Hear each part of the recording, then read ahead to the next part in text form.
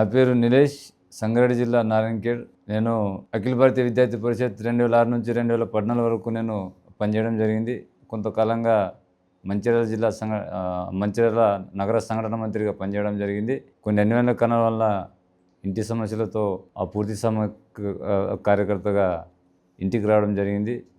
2014 నుండి ఈ యొక్క సంఘటన మంత్రి భారతీయ జనతా పార్టీ మంత్రి సీనన్న ఆదేశానుసారం గద్వాల జిల్లా, నాగర్ కర్నూలు జిల్లా పూర్తి సమయ కార్యకర్తగా పార్టీలో పనిచేయడం జరిగింది. దాని తదనంతరం ఒక నమ్మిన సిద్ధాంతం కోసం ఏదైతే పూర్ టు ద పూర్, ఈ దేశంలో అంత్యోదయాన్ని సిద్ధాంతంతో పుట్టినటువంటి భారతీయ జనతా పార్టీ జనసంఘ్ కావచ్చు, 1952 జనసంఘ్ కావచ్చు, 1980 కానీ భారతీయ జనతా పార్టీ ఏర్పడ్డప్పుడు దానికి శ్యామ్ ప్రకాష్ ముఖర్జీ, పండిత్ దీన్ దయాళ్, ఇక దేశంలో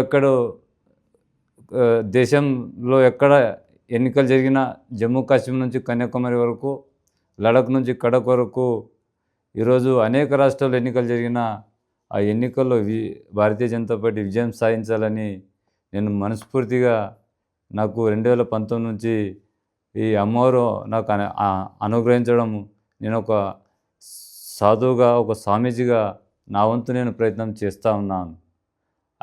అదే మాదిరిగా తెలంగాణ రాష్ట్రంలో భాగ్యలక్ష్మి అమ్మవారిని నేను వేడుకోవడం జరిగింది.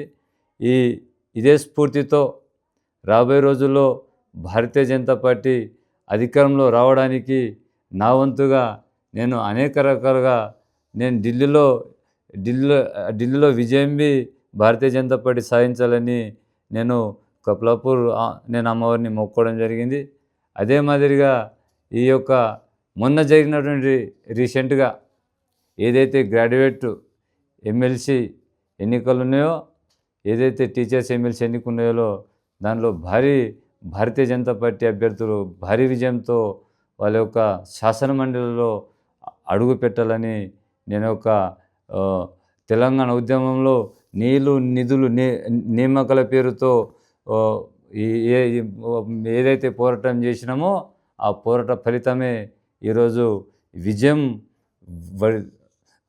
వరించాలని, విజయం వాళ్ళు సాధించాలని ఆ భాగ్యవరం అమ్మవారి టెంపుల్ నుంచి భారతీయ జనతా పార్టీ ఆఫీస్ వరకు నేను తుల్జాపూర్ అమ్మవారిని వేడుకొని నేను ఈ నిర్ణయం తీసుకున్నాను.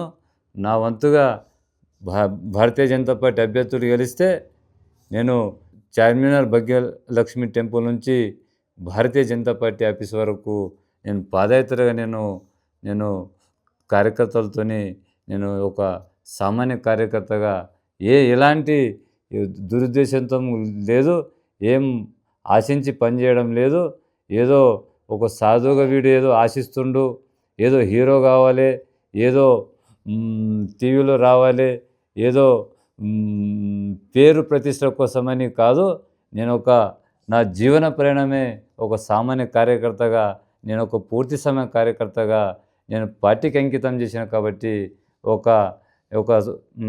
అట్లా సేవ చేయకుండా ఇలా సేవ చేస్తే ఒక భారతీయ జనతా ఒక పార్టీకి ఒక తోడ్పాటుగా ఉంటానని. Like, share and subscribe to Saira TV.